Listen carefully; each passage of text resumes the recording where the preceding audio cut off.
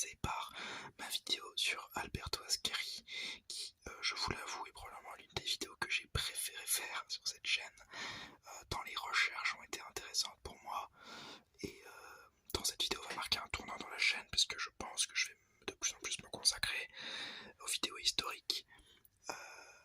Vous le savez, enfin, c'est ma passion, c'est pour ça que je fais des vidéos, et waouh, enfin, lire des anecdotes de pilotes, c'est exactement, lire des livres, des anecdotes ou regarder des vidéos, c'est exactement ce dont je vous parlais dans la vidéo sur la fragilité de la vie en Formule 1. J'ai envie de faire vivre cette mémoire et j'ai envie de vous la retranscrire, cette mémoire, en même temps que ma passion. Donc j'espère vraiment que cette vidéo vous a plu. Si vous ne l'avez pas regardée, allez la voir. C'est probablement la vidéo la plus travaillée de la chaîne niveau information. Mais arrêtons de parler de tout ça et commençons par le double header. Le Grand Prix de Miami, c'est le 5e Grand Prix de la saison au calendrier depuis 2022. C'est seulement la 2e saison qu'il est ici. Et après l'Azerbaïdjan, eh bien, on reprend des essais normaux à un circuit qui est toujours aussi piégeux avec un accident de Hülkenberg en FP1 qui perd la voiture, un trafic exacerbé dans les secteurs 1 et 2 qui sont assez sinueux et des améliorations de la Ferrari qui sont un peu compromises après le crash de Leclerc en FP2 qui détruit son nouvel aileron avant. Même avant et même pendant la FP3, les pilotes ont du mal et partent beaucoup à la faute, ce qui veut dire que vraiment le circuit, les gens ont du mal à le maîtriser juste avant une qualification. Surtout, c'est assez intéressant comme data, comme données, de voir que des pilotes, même en FP3, où vraiment c'est les fignolements, et pas même en FP3, énormément de pilotes font des petites sorties de route, ont eu du mal. Ça veut dire quelque chose sur ce circuit. La FP1, donc c'est Russell qui fait une 30 et qui est en tête devant Hamilton et Leclerc. Verstappen c'est en FP2 qui prend le meilleur temps, comme en FP3 d'ailleurs, en 1.27 et 1.27. Et les deux fois, il est suivi par un Sainz et un Leclerc en 1.28. Donc vraiment, il met un dixième à chaque fois à son poursuivant, ce qui est quand même assez grand et ce qui prouve déjà une certaine domination du pilote néerlandais sur ce circuit. Alors en qualification, en Q1 Sargent, les McLaren, Tsunoda et Stroll sortent dans une session assez serrée en piste comme au chrono, puisque Stroll est éliminé de pas grand chose, mais éliminé quand même. Première Q1 de l'année pour le Canadien. Assez dommage vu son Aston Martin. En Q2, De Vries, Joe, Hamilton, Hülkenberg et Albon sortent. Russell, lui, passe à 52 millième de la sortie, juste devant Albon. Donc c'est assez dur pour les Mercedes puisque Hamilton est juste devant. Donc pas fou. En Q3, enfin excusez-moi, mais quand je dis juste devant Joe, mais il est quand même éliminé. Donc les Mercedes, c'est pas facile du tout.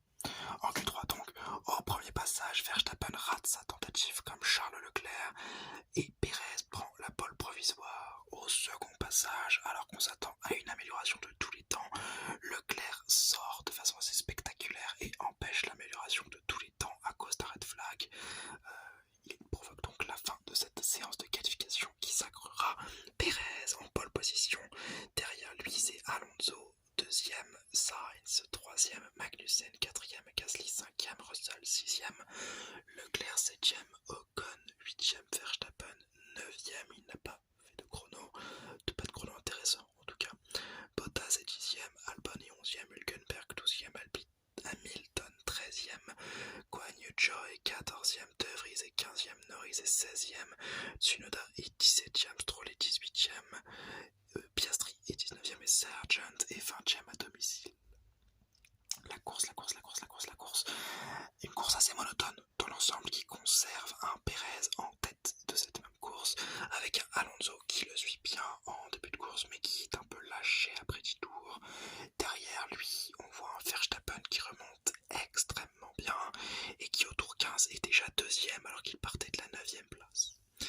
Au tour 23, Sainz va vite, mais il dépassera la limite de vitesse dans les stands. On le voit d'ailleurs à l'image, un énorme blocage de roue et il prendra 5 secondes de pénalité. En piste, les pilotes se battent et se doublent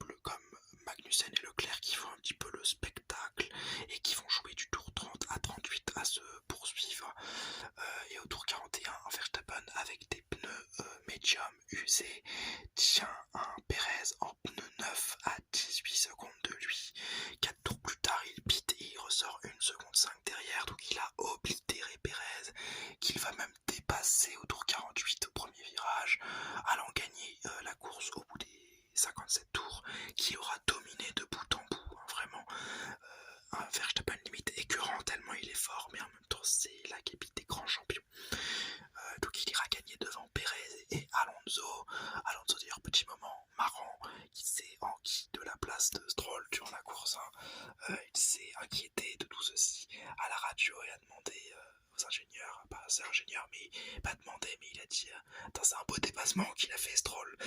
Moi j'étais devant la course, mais on s'en fout Fernando. Tu es troisième, occupe-toi de ta troisième place et pas de ton coéquipier qui est 12ème et qui a du mal à dépasser. Ça m'a fait beaucoup rire et ça montre vraiment que Alonso est probablement l'un des meilleurs pilotes que la catégorie n'a jamais connu, autant sur la rapidité, sur le talent et sur la vision de course qui est exceptionnelle. La grille d'arrivée, c'est Verstappen qui est premier avec le meilleur temps en course. Perez est deuxième, Alonso est troisième, Russell est quatrième, Hamilton.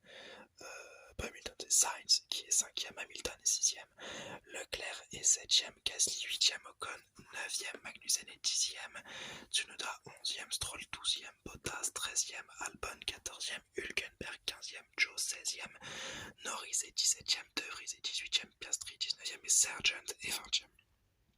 Les enseignements de cette course de Miami, la Red Bull première, encore un Verstappen trop fort et un Perez presque trop fort, il peut rien faire le pauvre, mais il tient quand même et finit deuxième, il fait le travail.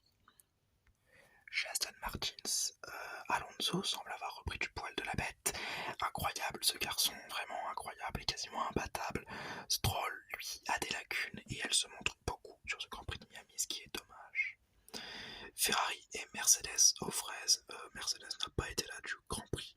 Russell arrive à prendre une 4ème place, quasiment exclusivement grâce à son talent. Et Hamilton, c'était pas une course facile, hein. Il remonte bien sur des erreurs des Ferrari qui étaient aux fraises complètes. Leclerc, erreur sur erreur pendant les essais, les qualifications et la course, elle est galère. Et vraiment, Sainz, c'est catastrophique quoi. Prendre une pénalité pour excès de vitesse dans les stands, c'est pas professionnel du tout. Alpine dans les points, c'est important de le souligner, c'est les premiers points, ou peut-être les deuxièmes points de l'écurie française, mais ça fait du bien, en plus une double entrée dans les points. Magnussen également dans les points à domicile, puisque Haas c'est une écurie américaine, à domicile c'est super cool, et des rookies en souffrance, vraiment la grille d'arrivée, on a Sargent 20ème, rookie, Piastri 19ème, rookie, De Vries 18ème, rookie. Voilà la gueule des rookies de cette année qui sont pas garnis, hein, il faut le dire, mais quand même c'est un petit peu décevant. Et enfin, pour terminer sur Miami, on va parler de la piste, avec un spectacle en dehors de la piste spécial, faut aimer quoi, moi j'ai pas, donc je peux pas vraiment être en cette faveur, et une piste avec un spectacle assez calme, à part les premiers tours, et le phénomène Verstappen, on n'a vraiment rien eu du tout, c'est pour ça que je mets un 10 sur 20, la hype s'est estompée, et on peut comprendre vraiment pourquoi dans ce Grand Prix n'était pas fou du tout.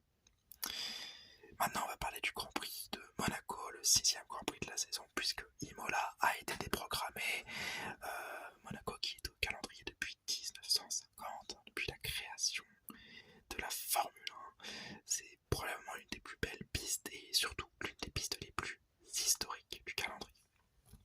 Alors les essais libres sur cette piste historique, sur cet historique circuit de Monaco, vous comprenez que je l'aime beaucoup quand même, le circuit est assez piégeux.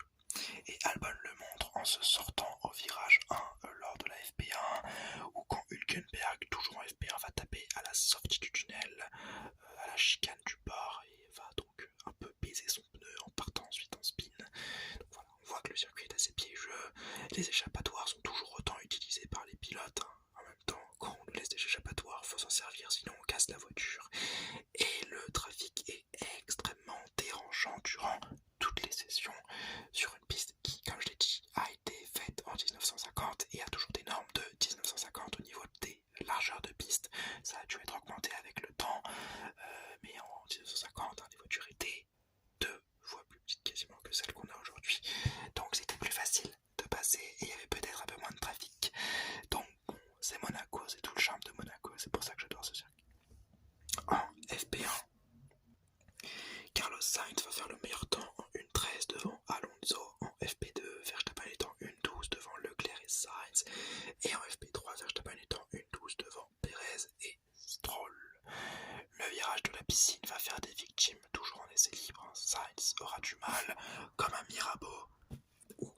va se sortir dans les derniers instants de la FP3, nous laissant admirer un magnifique fond plat Mercedes lorsque les commissaires vont débarrasser tout ceci.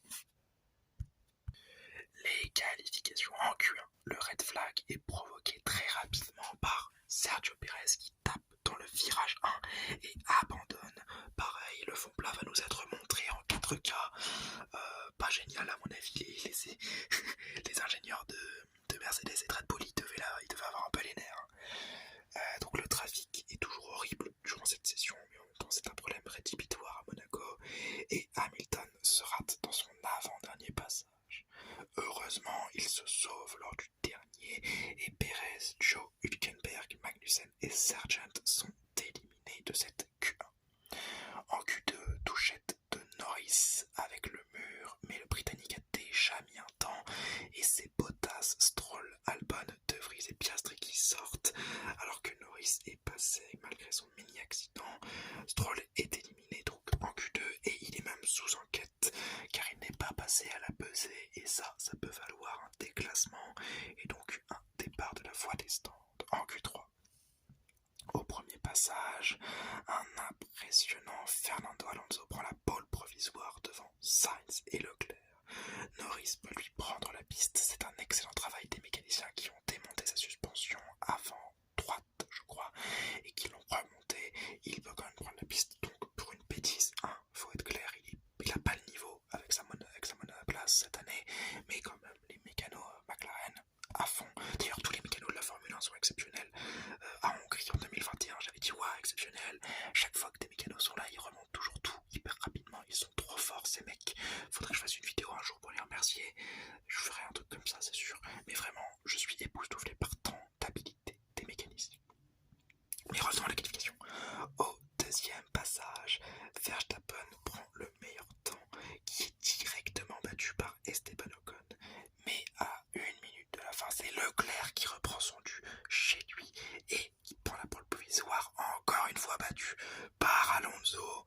Et alors qu'on célèbre chez Aston Martin, Verstappen accroche la pole position avec un temps bipolaire, nul au début, le milieu est pas trop mal, et le troisième secteur est stratosphérique, une pole position pour Verstappen, sa première en principauté, et on apprendra par la session que Leclerc est sous enquête car il a peut-être gêné Norris qui s'est d'ailleurs foutu de sa gueule sur Twitter, c'est exceptionnel, j'adore en ce moment l'ambiance des pilotes, mais donc vraiment une séance, surtout une Q3, du feu de Dieu, vraiment probablement une des plus belles Q3 que j'ai vues de ma vie, avec probablement la Belgique 2021 et sûrement un autre Grand Prix que je dois oublier, mais vraiment des rebondissements dans la course, j'ai adoré, vraiment j'ai adoré. La grille de départ, Verstappen part en pole, Alonso est deuxième, Ocon troisième, Sainz quatrième, Hamilton est cinquième, Leclerc est sixième, 3 places de pénalité pour avoir dérangé Norris. Gasly est 7ème, Russell est 8ème, Tsunoda est 9ème, Norris est 10ème, Piastri 11ème, De Vries est 12ème, Albon est 13ème, Stroll est 14ème, finalement il ne sera pas pénalisé. Bottas est 15ème, Sargent est 16ème, Magnussen est 17ème, Hülkenberg est 18ème, Guan Yu Zhou est 19ème et Perez 20ème. La course est un bon départ de Verstappen qui conserve la tête de course devant Alonso et Ocon. Dès la fin du premier tour, Hülkenberg, Stroll, Zhou et Perez pit pour des durs. Peut-être une stratégie en un seul stop sur toute la course, mais comme la pluie arrive en avant-course, on nous parlait que la pluie pouvait arriver et que tout le week-end sera un peu sous le signe et la peur de la pluie. C'est peut-être pas viable comme stratégie. Dès le tour 5, les positions semblent figées, alors que Hülkenberg, dernier, prend 5 secondes pour une collision avec Sargent au premier tour. Au tour 12, Sainz va pour dépasser à la sortie du tunnel.